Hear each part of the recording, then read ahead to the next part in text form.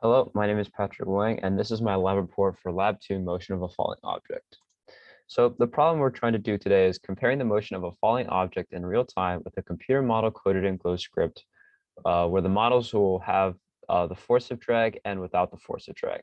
And the overarching fundamental principle is Newton's second law of motion, as shown by the velocity update formula here, and we will also be using the position update formula here. And there will also be the drag force, which is equal to F equals to B times magnitude of velocity squared, where B is the proportionality constant of drag. So the organization of this report will be watching the tracker video, looking at the several GlowScript codes, comparing the drag and no drag models of the tracker video using a spreadsheet, and discussing the discrepancies between the models and the tracker video. So let's first watch the tracker video.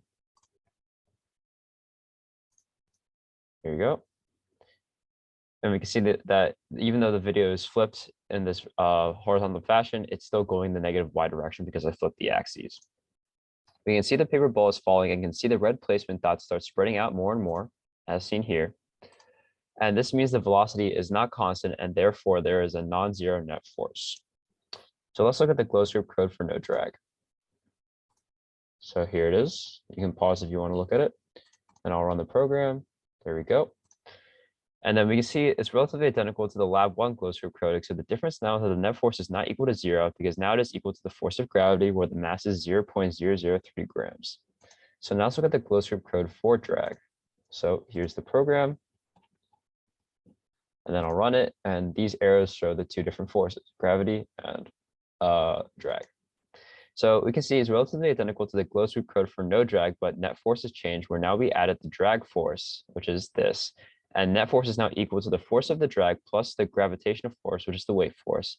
And we can see that one is that the gravity force is negative and the drag force is positive. So let's imagine the paper ball is right here. So the drag force points up and the gravitational force points down. So now let's just the what does it mean question, which essentially asks which model predicts a terminal velocity. So now I'm going to compare GlowScript codes by setting their times for longer duration. And then I'm going to check the velocity versus time equation to see if the velocity becomes constant at some point, suggesting a terminal velocity. So let's see here. So I can see that I put the time to 4 seconds now. And if we run it, we can see that velocity is clearly still changing over time with no drag. But let's look at a model with drag. As you can see, there's drag now, and it also is 4 seconds. We can clearly see that velocity does start tapering off and actually flattening to a solid about approximately 8.5 meters per second. So that means that only the code with the drag has a terminal velocity, and since that's the only one with an opposing force to gravity to reach a zero net force. So let's ask the what if question, which is would terminal velocity change if there was an initial negative velocity? So let's change the GlowScript code for the drag that included drag to see if there's a difference. So let's see. If we change here, initial velocity to, let's say, -1, and we run it, we can see that it still tapers off at the same negative 8.5 meters per second.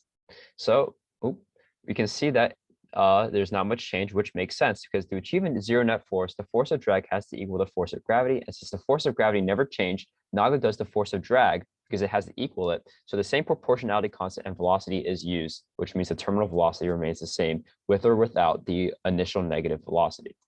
So here is my chart comparing the experimental position versus the model positions over time of a falling object, where the red line is the model position with no drag and yellow is the model position with drag. And we can see that there are still quite a few discrepancies. We can see that there is clearly a significant gap here for both models compared to the experimental position, but we can see that the ending points start to differ off. We see that the yellow line slows down is slower over time compared to the red line, which makes sense because drag is acting on that one. So let's just discuss the discrepancies. We can see that the no drag model does not fit it well and does not end at the same position as the experimental position, as shown by the red line here. But the one with drag does fit well. It does not fit well also, as we can see, but it does end in the same position as shown by the yellow line because we calculated the proportionality constant. So now let's ask why. So number one, I don't know the actual mass of the piece of paper because I had to Google an approximate mass for a piece of paper because I didn't have access to a good enough scale to weigh my paper ball. Second, the paper ball is not a perfect surface and it's full of ripples and essentially holes where air can go through, and it's not going to be perfect, of course. And then we can also see in the tracker video that the path was not completely straight. As seen here, it does differ a little bit, so that could have also explained it. Thank you.